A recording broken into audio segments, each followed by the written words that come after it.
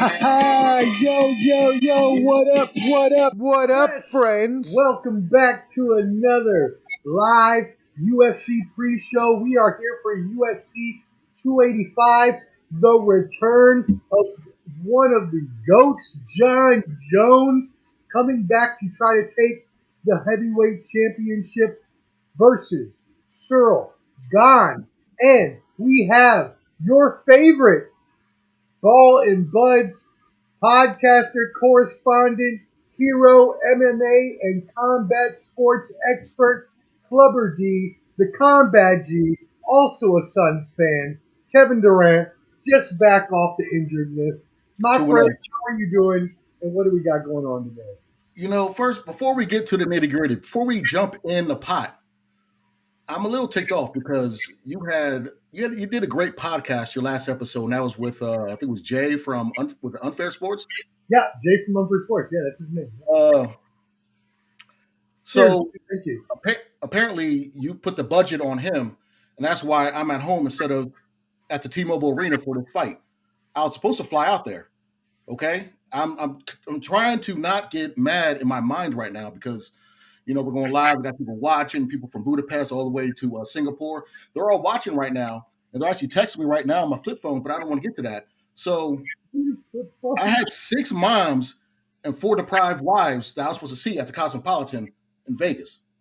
So I'm a little ticked off about this, okay? Because these people, you know, they had my CPAP machine ready. They had my distilled water at the second level where I like to have it. And all you jealous husbands out there, if you come home and you see my CPAP machine, that means I've been at your house. Just don't use my tube. Pause on that. But anyways, let's hop into it, Omar. Let's go. You know, I mean, you got me riled up. You know, I'm not feeling myself right now. I'm a little angry. I could be out there, but you know what? We'll keep it moving. We got Clubber D riled up. He's talking about people's mothers and his CPAP machine being at their house. So we are just going to keep this train moving. Thank you, everybody, for joining us. We love the support. As you see, we are here live for UFC 285 tonight, Las Vegas, Nevada. Clubber D was supposed to be there. I apologize for spending all our budget on Jay. Jay, you're going to have to come back and Clubber D at some point. That being said, let's get an apology in writing. What was that? I want an apology in writing. 2 spaces. Cursive. All right, college professor. All right, here we go. So let's get into the main card. There is a prospect coming up by the name of Bo Nickal. That's right. I just started hearing about him, but apparently he is hyped up to the max. So can you tell me more about this? Yeah, so he ran through the Contender Series, Dana White's Contender Series. This guy's a high-level wrestler out of Penn State, you know. Dana White loves the redheads. So Mike Weeby should be proud. He's a fellow ginger like Mike Weeby. This guy, I would say if there's one fight to tune into, that's not the last 2, I would say watch the Bo Nickal fight. I'm giving it a second. This is an official club banger. You know what I'm saying? This is unofficial. But I'm going to say a second round submission by Bo Nickal. He's charismatic. He does great interviews. He's a people and crowd pleaser. He is somebody to check out for. They're going to brand the UFC after this guy because there's not that many young fighters they have. They got like Patty Pimpleton and a couple others that are on the rise. But the UFC needs that next generation, that next Jon Jones, that next Clubber D. You know, they need to play people like that to pass the torch to. You know, so I think that kind of like when The Rock and Hulk Hogan wrestled in WrestleMania. You know, Hogan was passing torch to The Rock. You know, I was there, but they had me in the back because I had cheap seats because the girl I was with. That's another story. But anyways, let's move forward with this with the UFC stuff. So in the black section this time? No, it was past the 80s, so it was in the 2000s. So you know, we were past the segregation. You know, because they thought I was Junkyard Dog's cousin. What kind of bourbon is Clubber D sipping on today for the folks at home? Today are sponsored by Fort Mosaic. Okay, if I get that in the light, all the folks in Virginia, you guys can buy this at the liquor store. So go ahead and cop this. Okay, it's a black-owned bourbon made out of Florida, named after the first free town in Florida in 1738. So cop it, or you're racist. Yeah, go support your black-owned businesses for sure. That's right. bourbon. Actually, Clubber D is going to take me down to Uncle Nearest when he comes out here. We're going to go visit the distillery. Yeah, we're All gonna right. do Uncle Nearest. We're gonna have fun over there. Well, let's move into the next fight. We have the co-main event: Valentina Shevchenko versus Alexa Grasso. Alexa Grasso has won 4 fights in a row, but obviously Shevchenko is one of the greatest champs of all time. So, what do you have to She's say the about goat. this? She. I think it's flyweight. She's the goat. Okay, she's won her last 8 fights, last 7 title defenses. Her last fight it was a split decision. She is 34 years old, but she's a high level kickboxer. Okay, when her shin hits the side of your head, you go to sleep and you think about some things. Ask Jessica I. Okay, when she hit her, she fell down. She was stiff. I thought she was the Undertaker before he sat up. It was rigor mortis set in. And she's one of those high level kickboxers. Alexa Grasso, she's very good. She's talented. She's young. She's never fought somebody like this before, and I'm feeling, whoa. I cannot do my club banger. Okay, I can't do it just yet. I gotta pause. I gotta slow down because Omar, do you like meat sticks? I love meat sticks. Because I see you got a Slim Jim right behind you. Do you snap into them? I always like snapping into a Slim Jim meat stick. Okay, because I noticed that when I give people my meat stick, sometimes they like a regular, okay, and sometimes they like the thicker deli version, depending on the day. Now, if you're gonna do a meat stick, you gotta do a Slim Jim. All right, I'm just saying. But let's move forward. Official Slim Shameless, Jim break. Thank you. shameless plug. Say again. But yeah, so with this fight, I'm gonna go with Shevchenko, and I will say a 3rd round stoppage. Now, if you guys been following, which I hope you have been, wow, on camera, wow, pause. So if you've been following, oh, dude, he done touched his tonsils. So if you've been following, I'm 4 for 4 with my picks. 4 4 4. 4. Clever And dude. I believe somebody tried to bet me last time $1,000 that Islam was going to win by unanimous decision, and I was correct. Okay, I didn't take your money. Okay, because look here, some of y'all are dusty. You shouldn't be asking your wife for $20, $30 to go bet with me. Okay, take that money because you're probably walking around in your socks all day. You got tattered, tethered, feathered draws. Looking like the Ultimate Warrior when he runs to the ring with the streamers off his arms. That's what your draws look like. If they look like that, don't bet against me. If you got a hole in your sock, don't bet against me, okay? If you wear your wife's shirt to bed, don't bet against me. I'm already $1,000 up in the shoulda, woulda, coulda fund. So if anyone else wants to lose their cyber pride, you can bet, but just keep it nice, okay, guys? There's no need to try to say, "Oh, I bet you $1,000." You're not going to pay. I'm not going to pay you because we had a handshake on it. So it is what it is. But if anybody wants to take some cyber bets, I'm all for it. Until Bet Us, FanDuel, MGM, until one of them sponsor us, hey, gambling's not good, guys. It's not good. Remember, I'm always right, okay? Because I'm the after the fact king. So if I'm wrong initially, after the fact, I'll tell you should have done the opposite way. You went left, you should have went right. You went right, should have went left. But anyways, I'm the after the fact king, and until we get sponsored, I'm not going to bet with you. But anyways, Agreed. And you know what? FanDuel, MGM, Caesars, we are ready. Ball and Buzz for a sponsorship. Slim Jim, we are ready for a sponsorship. ESPN Clubber D, out to all the fights. That being said, let us get to the main event, my friend. What people have come to talk about. The GOAT, or what many consider to be the GOAT, Jon Jones, is back after a 3-year layoff. His last fight was in August 2020 against Dominic Reyes, which he put up a subpar performance, not his usual, but he is now 3 years later and 30 pounds heavier. He has been bulking up for this fight over the past 3 years, training. He is already more accomplished than most fighters in MMA history. He has the longest unbeaten streak, as we know, at 18, and a bunch of other records. So, my friend, this could be a dangerous matchup for him. Obviously, Gane is not a wrestler, Jones is, but one lightning strike could catch him. What are your thoughts on this fight, my friend? Well, let's back it up a little bit. So John Jones, he last fought Dominic Reyes. That went all 5 rounds. All right. I kind of had Reyes winning that fight. All the highlights that you're seeing on John Jones, these old highlights, fighting Rampage, Lyoto Machida, How long ago was that? Stephen Bonner with the back fist. These are old fights. If you look at his newer fights, he hasn't looked good. Okay. He's had layoffs due to being suspended for drugs, steroids, and things of that nature. So this is 3 years. This isn't, 31, 32 John Jones. This is 35 John Jones, who hasn't fought, like I said, 3 years, obviously, of that. And it's, how is he going to look 35? Is he going to have the cage rust? Okay. How is he going to look? Also, Ciryl Gane, that is a true heavyweight. He's not a person that bulked up to get to that size. This man walks around like that. They might be the same height, 6'3", same height, 6'3", 6'4", but there's a difference between bulking up throughout the years, walking and carrying that weight, or pushing that weight up off you, you know what I'm saying, in the fight. Ciryl Gane's not a wrestler, but John Jones doesn't usually shoot early, okay? He usually does a takedown probably in the third, later in the fight, and ground and pound you, okay? So he likes to clinch, and his clinch game is very good, but so is Ciryl Gane's clinch game. And is he going to be able to clinch with a heavyweight, all right? Thiago Santos, when he fought John Jones, he tore his leg up. It was all uppercuts.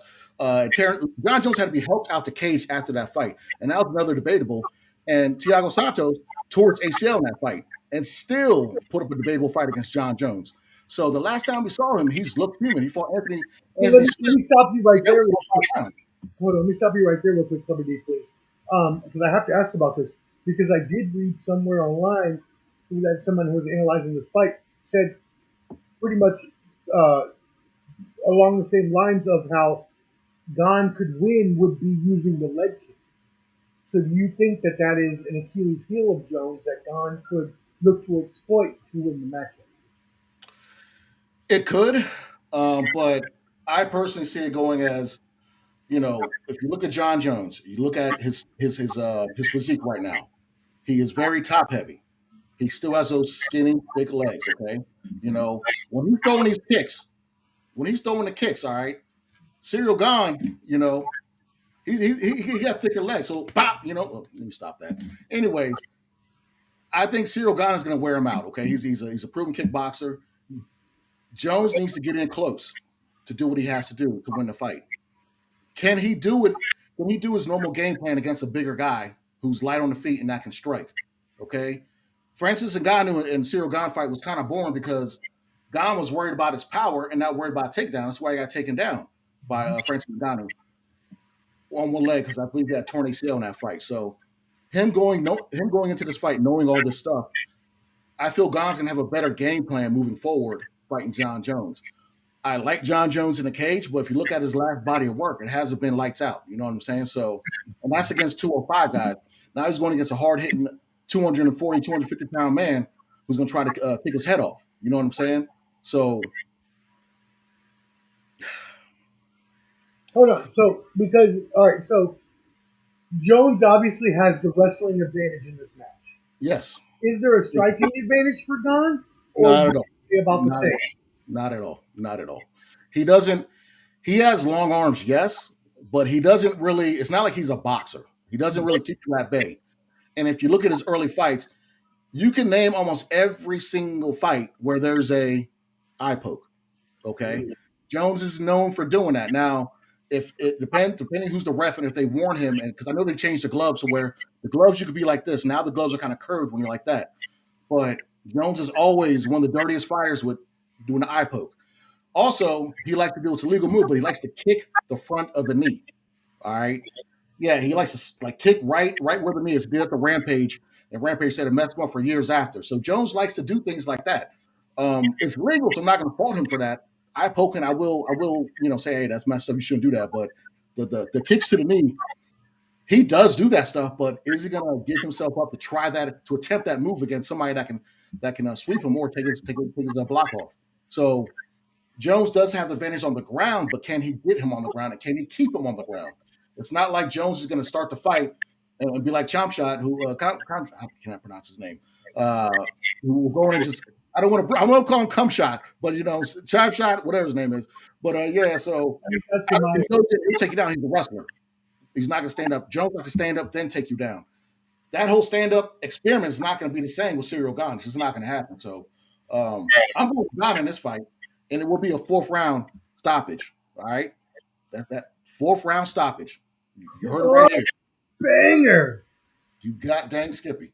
So the 12 banger is John Jones, 4th round stoppage. Is that what I heard correctly? That's right. 4th round. I would have been there because I was going to be 3rd row. So if y'all see an empty seat, 3rd row from the cage, that's supposed to be me. So blame Jay about that. I'm talking later. That's cold-blooded. Cold-blooded. Wow. All right. Well, you heard it here first. Clubber D with his club banger. John Jones. Stoppage in the 4th round. Is that a TKO? Is that a KO? Is that a submission? Yeah, I'm gonna keep it open, okay? I'm gonna keep it like a cliffhanger, like the end of Ozark. They just you don't know what happened, okay? Something bound to happen, but Ciryl Gane is gonna win this fight. All right, I'm 4 for 4.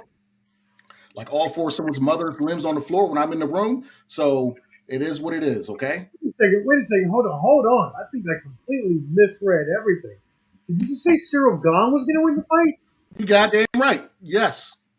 Oh, shit. I thought you were talking about John Jones. Oh, if I misspoke, my bad. Blame on the whiskey. But yeah, Ciryl Gane is going to win this fight. He will be the champion. Said and stated. Put it in stone. You can carve it in on a tree like an "I love you" letter. Ciryl Gane will win this fight. Oh my God, folks! You see my face. This is way different than before. I was expecting him to say John Jones. He has now shocked us with a Ciryl Gane prediction in the 4th round. I know. I can see your tongue ring too, sir. Got me doing the surrender cobra so you can see my tongue ring. We don't need to talk about my freaking shit on the outside. That being said, wow, what a prediction. Ciryl Gane. I'm sorry, I was completely confused. I thought you said John Jones. I was like, okay, cool, we're good. And then you said Gane, and I was like, wait a second. Let me make sure I heard what he said correctly. John Jones, I don't see it. So we have Shevchenko, 2nd round, Gane, 4th round. That is your UFC 285 and main preview. But now we have some more news because Clubber G is obviously our combat sports expert, so he loves boxing as well. What else news do you have for us today, sir? Well, I'm gonna jump to the female. I got some sad news. So May 20th, I was already getting my bags ready because I was gonna have a separate bag shipped out to Ireland. It was to be a bag of seasoning because I've seen their food. So I think your brother said aptly one time, the seasonings are the reasonings. It was hilarious. Wow. Awesome live show. UFC 285. We thank all of you for coming out. Snail, we see you in the comments. Oh, Snail. He's talking about liking the meat sticks and Clubber D as well. I don't know what that means, but holla at your boy Snail. We love you. And everyone else who came out to support the Ball and Buds podcast. We hope to see you next time. UFC 286 will be our next one. Again, that's March 18th, 6 p.m. Eastern. Ball and Buds podcast, Slim Jims, great value melatonin. What else do you have to say, Clubber Lee? Just remember, okay, I am the after the fact king before I go. And also, all you sweat hogs, all you knuckle draggers, all you mouth breathing husbands, do not get mad. And sons, do not get mad when I'm at your mother or your wife's house. They called me. It's not my fault, okay? I was the first African American gigolo in the 1980s, but they had kicked me out because Carl Weathers was coming up from Action Jackson, and the Rocket movies. But that's another story. We'll talk about it later on, okay? But thanks for tuning in. Omar, you got any Salzone? What was your name as an 80s gigolo? What was your name as an 80s gigolo? An 80s gigolo? Yeah, it was Jerry Carroll John. I had the blowout kick and everything, but my hair, it is what it is. On that note, don't be dusty out there, fellas. Don't be dusty. Hey, don't be dusty. go watch some UFC 285, and then come back and listen to the Ball and Buds podcast and watch more videos. Subscribe at YouTube. We are out.